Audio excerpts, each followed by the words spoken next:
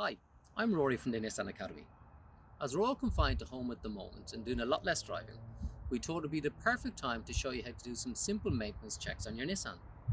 So to help you do this, we've put together a series of 4 short videos to guide you through some very basic checks you can easily complete at home. We all know the importance of good visibility while driving, so today I'll show you how to check and top up your Nissan screen wash.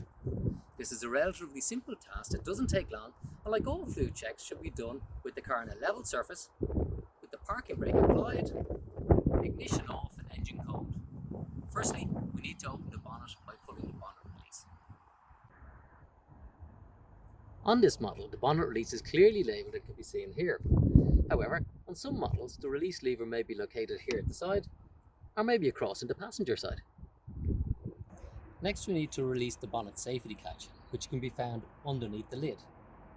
Raise the bonnet and securely install the bonnet stay.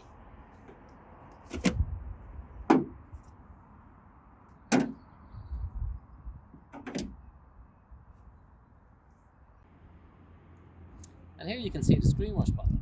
Each model may be slightly different, so it's important to refer to the vehicle's owner's manual to identify the correct location. To check the level, simply remove the cap and inspect.